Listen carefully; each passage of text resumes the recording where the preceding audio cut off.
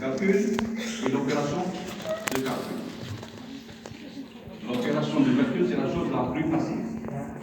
L'opération de calcul, c'est l'approche. Tout le monde connaît l'opération de calcul. Bien, l'approche de calcul avec ses conséquences peut-être. Et dernièrement, prérequis théorique.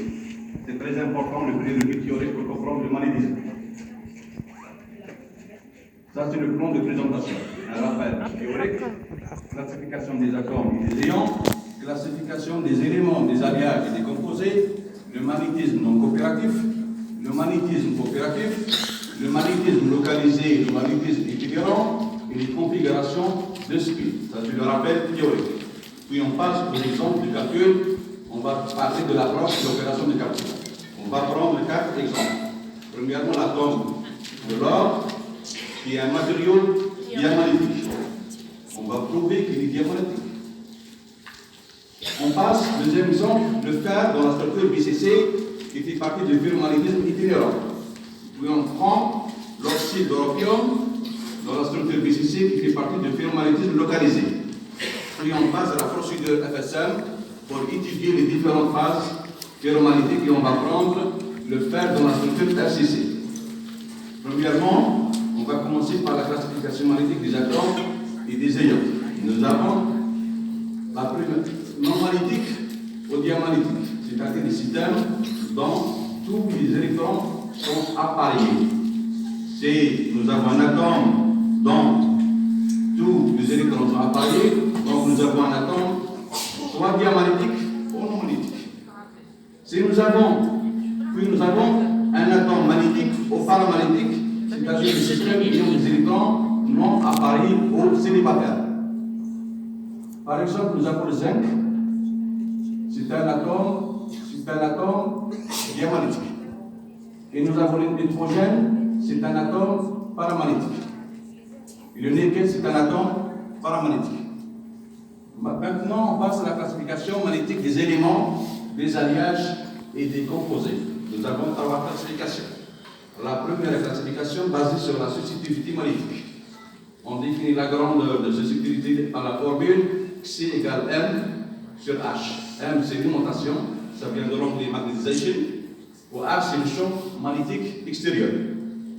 Donc nous avons 5 types. Nous avons le diamagnétisme, la susceptibilité est négative et faible. Il y a 2 types de diamagnétisme. Nous avons le paramagnétisme, la susceptibilité est positive et faible. Nous avons 3 types de paramagnétisme. Et nous avons le ferromagnétisme, la susceptibilité est positive et très forte. Le ferromagnétisme, la susceptibilité est positive et très forte.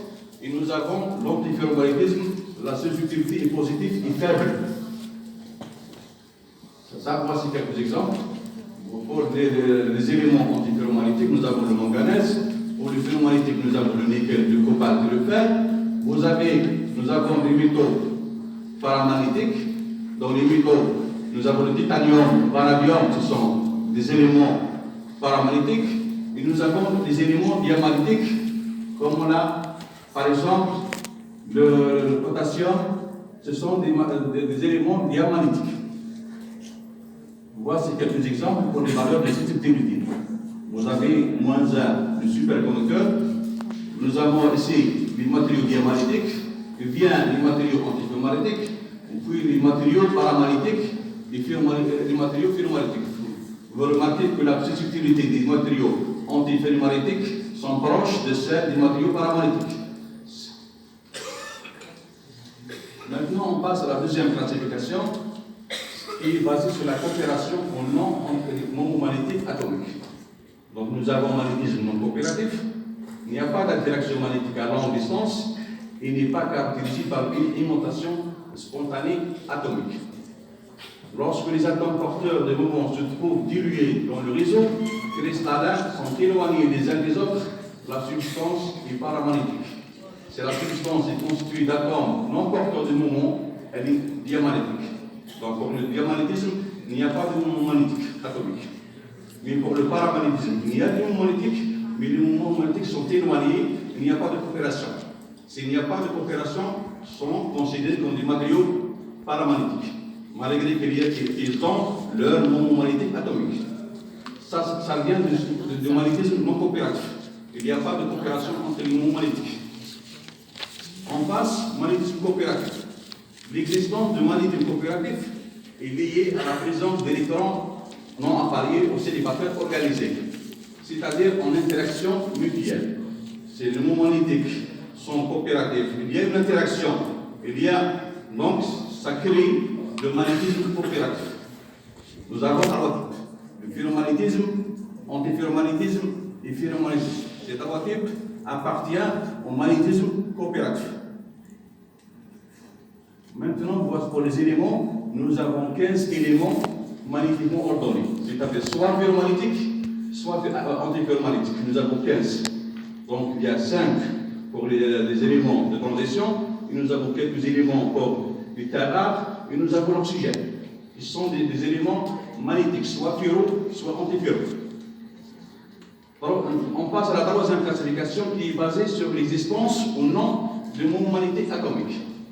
Nous avons non magnétique.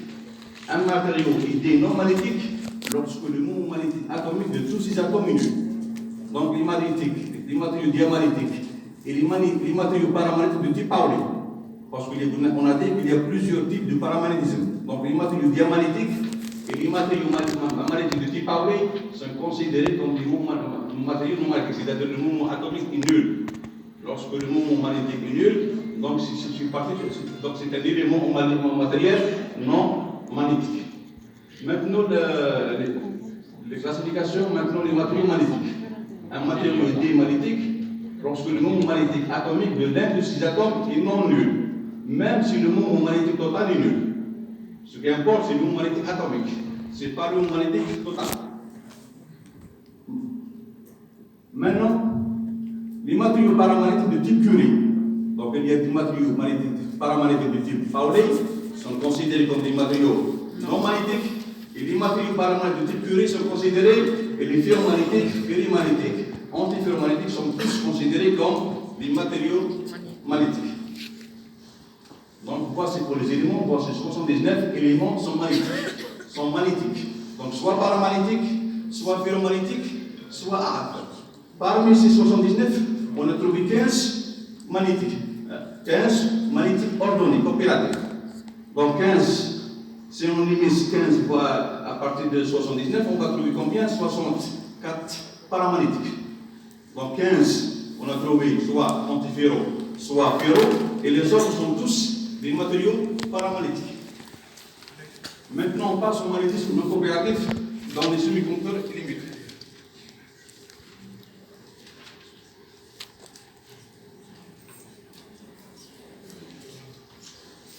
Nous avons le premier type, le diamagnétisme de l'armoire. Caractérisé par, il est négatif, parce que la susceptibilité du diamagnétisme est toujours négatif. Il est faible, il est indépendant de la température, existe dans tous les solides. Donc ce type de diamagnétisme existe dans tous les solides. Et la seule contribution dans les semi-conducteurs à couche pleine. Donc lorsque nous avons L égale S égale 0, ça, on va trouver uniquement le diamagnétisme de l'armoire. Comme pour l'or. Dans l'or, L égale S égale 0, donc l'or, c'est un diamagnétique de type armoire. Maintenant, existe dans les liaisons covalentes des solides ioniques. On trouve ce type de diamagnétisme dans les liaisons covalentes et les solides ioniques. Le type de paramagnétisme, c'est le paramagnétisme de Van Vleck. Il est positif, parce que la susceptibilité des matériaux paramagnétiques est toujours positive. Il est faible, il est aussi indépendant de la température. Il existe seulement dans les solides à couche F, D ou F à moitié remplie. Si nous avons des solides du matériau O, la couche D ou F moitié remplie, donc on va trouver une contribution du paramagnétisme de Van Vleck. Le troisième paramagnétisme de Curie qui est le plus fort, c'est le paramagnétisme de Curie. Il est positif. Il est proportionnel à l'inverse de la température et domine les autres types à basse température. Donc à basse température, c'est le paramagnétisme de Curie qui domine. À haute température, il est nul. Il existe seulement dans les solides à couche non pleine. Donc, voici la structure qu'on va trouver dans un semi-conducteur à couche non pleine. Donc, nous allons dans la contribution. On va trouver le paramagnétisme curé, on va trouver le paramagnétisme du pamphlet, et on va trouver le diamagnétisme de l'armoire. Et on remarque que le paramagnétisme du curé qui domine, qui est plus proche, la courbe du paramagnétisme du curé est plus proche de la substitution totale. Donc la contribution du paramagnétisme du curé est dominante par rapport aux d'autres types de paramagnétisme au diamagnétisme. Maintenant, on passe dans le cas des métaux. Le calcul est différent. Il fait apparaître le spin et le moment orbital des électrons de convection. Donc pour les métaux, il y a la contribution des électrons de conduction. Donc, on va trouver deux contributions. Une susceptibilité du spin, c'est-à-dire le paramagnétisme de Pauli, calculé par la formule.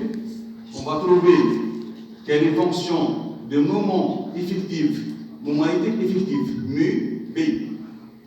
On va trouver aussi la susceptibilité orbitale, diamagnétisme de Longo, qui est négatif, mais qui a 1 sur 3 de paramagnétisme de Pauli.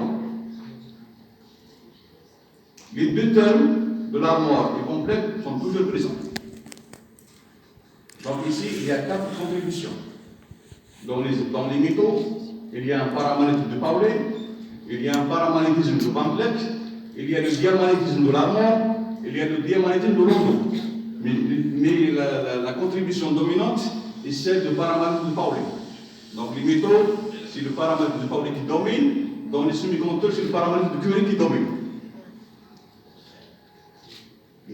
Pour le donc nous avons un exemple pour le diamagnétisme. Donc, le diamagnétisme sacré, c'est quoi? Une répulsion magnétique.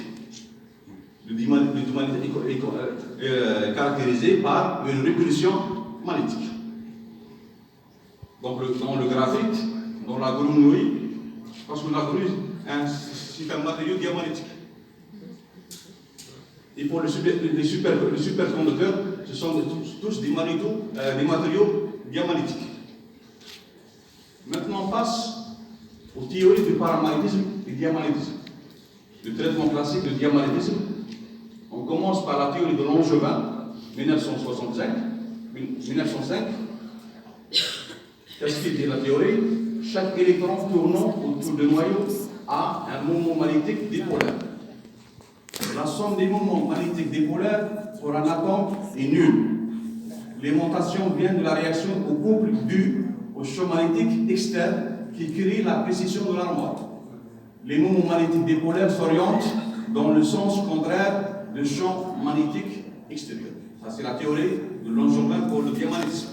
Ça crée la précision de l'armoire. C'est quoi la précision de l'armoire?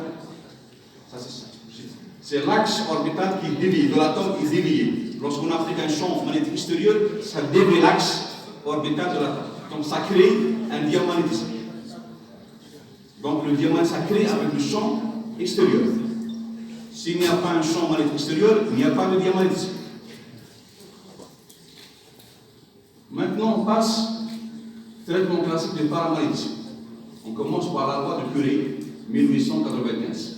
Donc Curie, en travaillant sur des matériaux de façon expérimentale, elle a pu trouver une formule expérimentale, C sur T.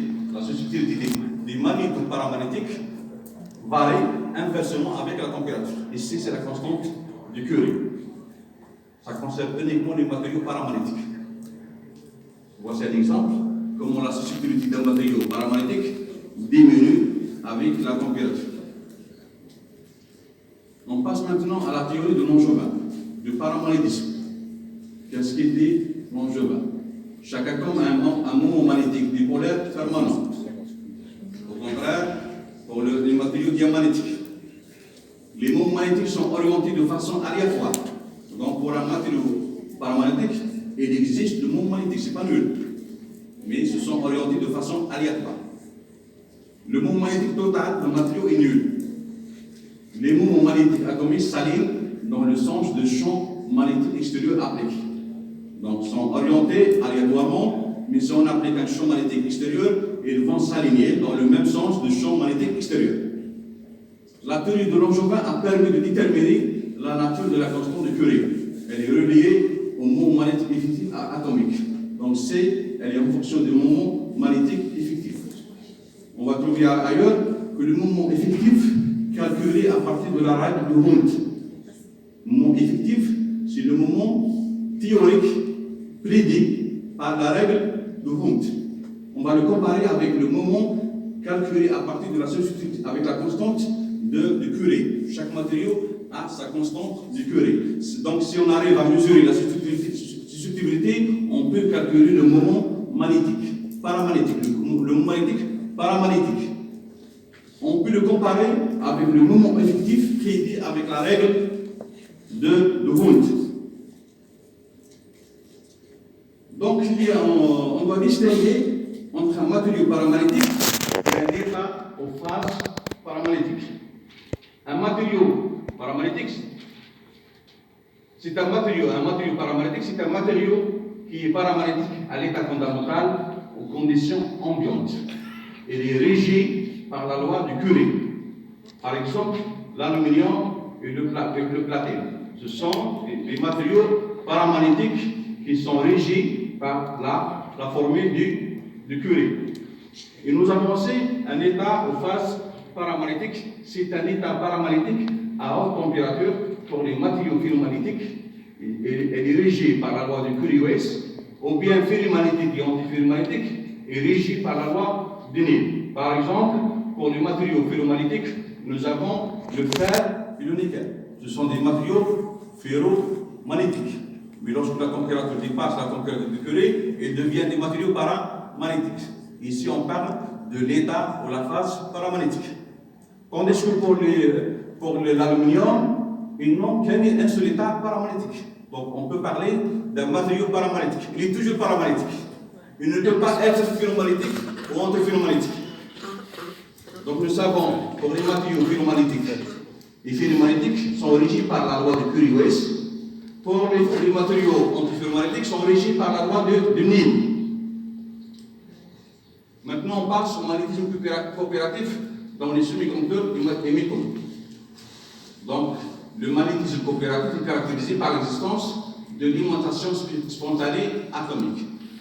Donc, même en absence d'un champ magnétique extérieur, ils ont un moment magnétique spontané. Donc, s'ils ont un moment magnétique spontané, donc, ils font partie de magnétisme coopératif. Oui, coopératif. Atomique, oui. Spontané atomique, oui. Donc, nous avons trois types. Nous avons le ferromagnétisme, le ferromagnétisme et l'antiferromagnétisme. Pour les matériaux ferromagnétiques, donc, lorsque la température est inférieure à la température de Curie, elle est ferromagnétique. La susceptibilité, lorsqu'on parle de la susceptibilité, on parle de magnétisme. Susceptibilité veut dire aimantation, veut dire moment magnétique. Donc, lorsque la température augmente, on remarque que la susceptibilité diminue jusqu'à la température de Curie. Le matériau devient paramagnétique, mais la susceptibilité continue à diminuer de façon différente. Pour les matériaux ferromagnétiques, la dépendance elle est complexe. Mais pour le matériau antiferromagnétique, lorsque la température est inférieure à la température de Néel, le matériau est antiferromagnétique. C'est vrai. Par contre, ici, au contraire des matériaux ferromagnétiques, on remarque que la susceptibilité augmente avec la température. Puis lorsque le matériau devient paramagnétique, elle diminue. Avant la découverte du Néel, les matériaux ferromagnétiques étaient considérés comme des matériaux ferromagnétiques. Et les matériaux antiferromagnétiques étaient considérés comme des matériaux paramagnétiques. Jusqu'à l'arrivée de Néel, où il a découvert avec le magnétisme qu'il y a un autre type de magnétisme, qui est le ferromagnétisme et l'antiferromagnétisme. Bravo.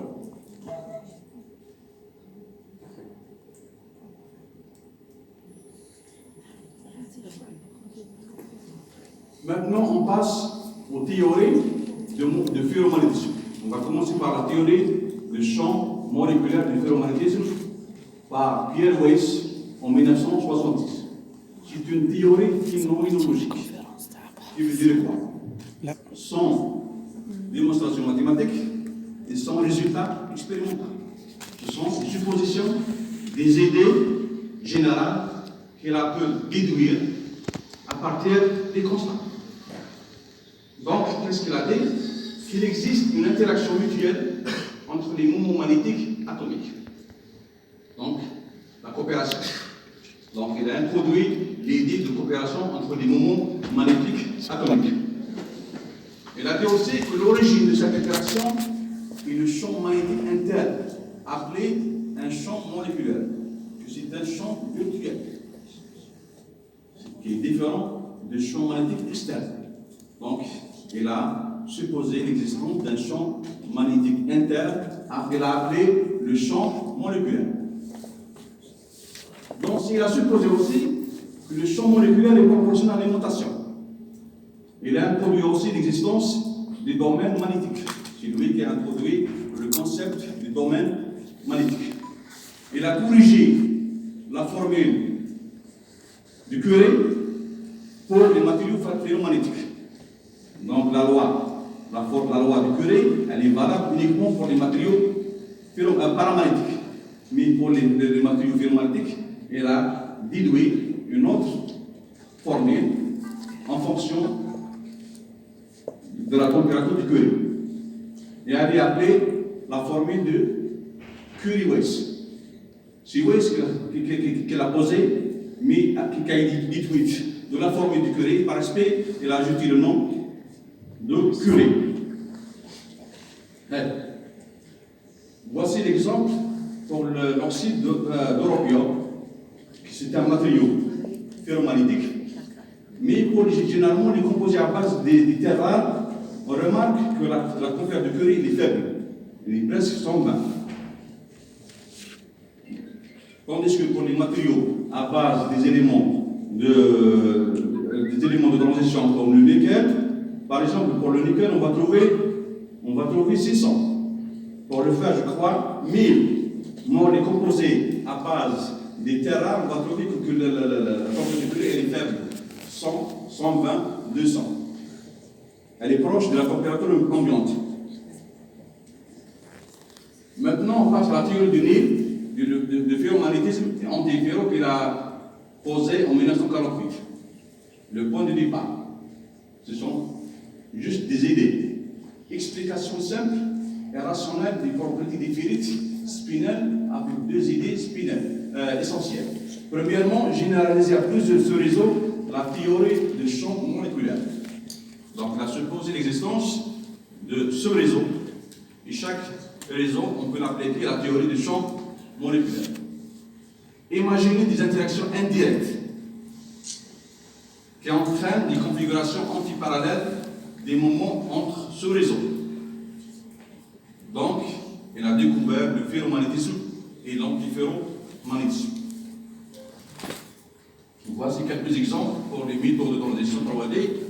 Nous avons vous remarquez pour le scandium, le titanium et le vanadium, malgré qu'ils ont des électrons célibataires, mais les matériaux sont considérés tous des paramagnétiques. Le scandium, il a un seul atome, un seul électron célibataire.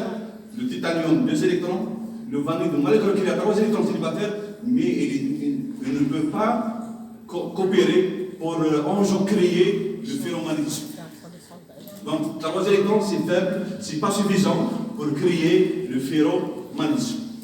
Et de l'autre côté, à droite, vous trouvez que le cuivre et le zinc, ce sont des matériaux diamagnétiques parce que la couche D est complète. Normalement, pour le cuivre, c'est 9, mais l'état stable, c'est avec 10, à l'état ionique. L'état ionique est plus stable que l'état atomique.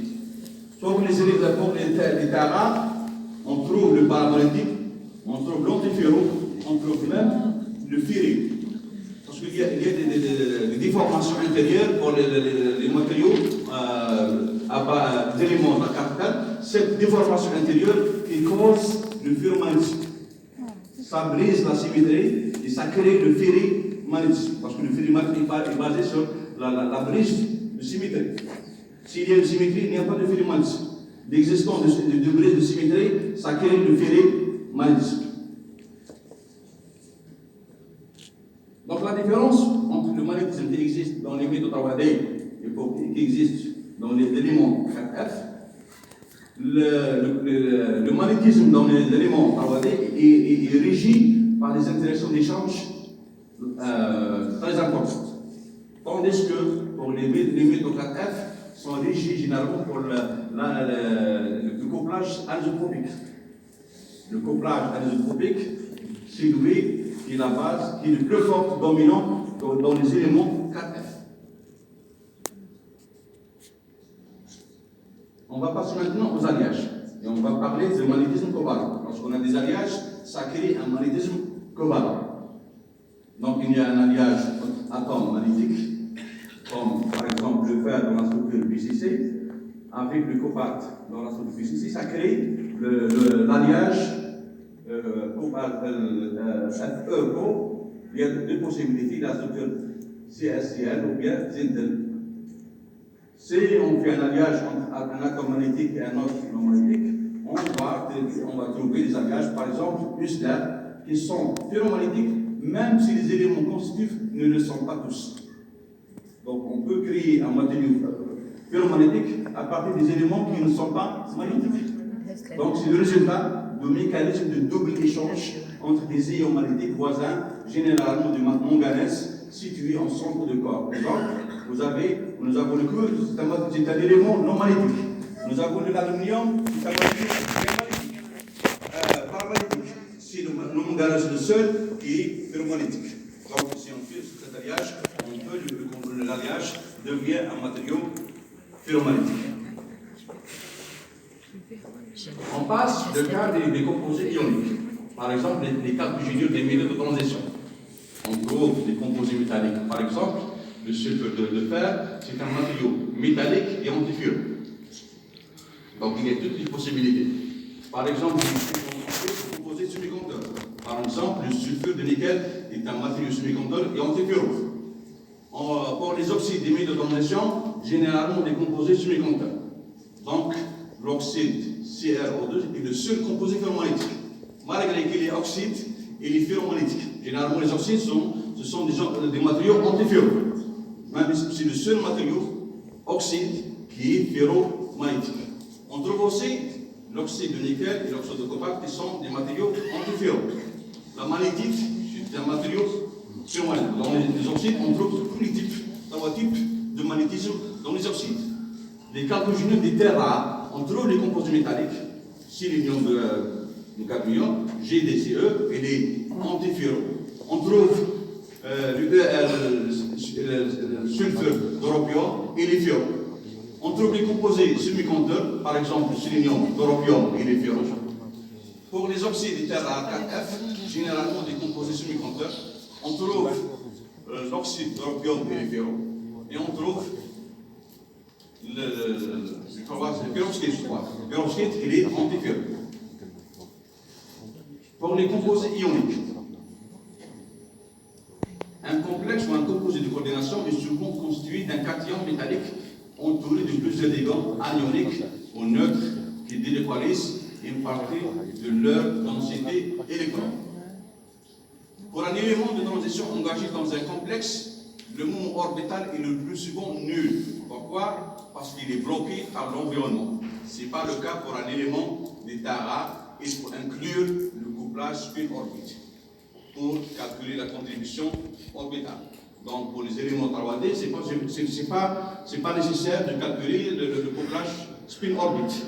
Mais pour les éléments 3F, il est intéressant, il est important d'inclure le couplage pour calculer la contribution orbitale, malgré faible, mais il y a une contribution orbitale pour le spin magnétique, pour le mouvement magnétique total. Pourquoi? Pour le 3D, il est bloqué. Et pour le 4F, non pas d'effet, parce que vous voyez, si on voit pour les états 3D sont dans la couche externe, comme pour la couche 4S. Donc, sont influencés par l'environnement.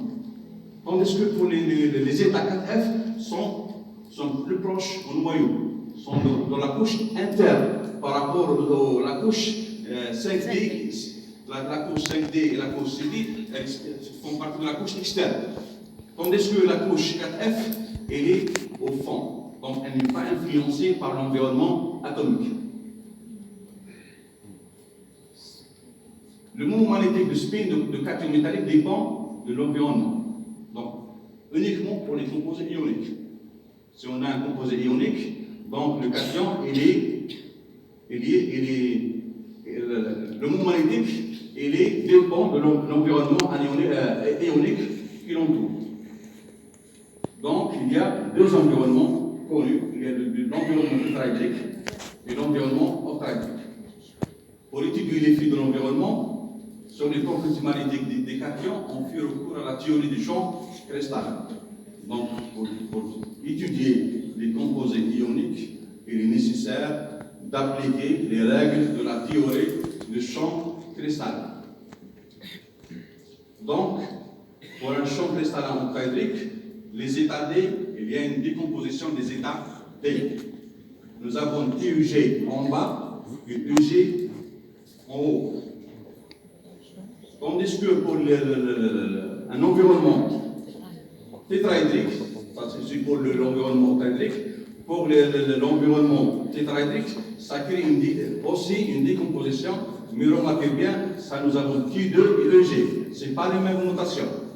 Donc si vous trouvez T2, EG, nécessairement c'est un environnement tétraédrique. Si vous trouvez EG et TEG, donc c'est automatiquement un environnement octaédrique. Maintenant, pour l'exemple magnétique qui a été étudié par Neil, savoir c'est le quart d'une unité, le quart de la maille primitive, bien la maille. Nous avons un exemple. Fe de plus, c'est l'ion ferreux, et l'ion ferré, c'est Fe3 plus. Avant l'arrivée de Neil, le magnétique est considéré comme un matériau ferromagnétique. Pourquoi l'idée? Donc, c'est l'utilité de la théorie. Si on fait la critique positive, on peut comprendre pourquoi Neil et la parce que le moment total, c'est combien? C'est 4 magnétombores. Puis nous avons des ions forts, nous avons nombre, vous avez remarqué pour le site A, 8 atomes F3+, pour le site B, 8 atomes 3+, et 8. Si nous avons un vrai pyromagnétisme, on trouve c'est quoi? 14. Normalement, si nous avons un vrai pyromagnétisme, on trouve 14. Mais dans la mesure, c'est expérimentalement. Expérimentons, ils ont trouvé que 4. Donc, c'est pas normal. Donc, il a trouvé, il a fait travailler sa tête, il a trouvé que c'est pas normal. Donc, il a dit quelque chose qui n'est pas normal. Donc, on étudie, il y a deux plans qui sont contrariés ou bien inverses par rapport à l'autre. Donc, vous avez deux sites qui se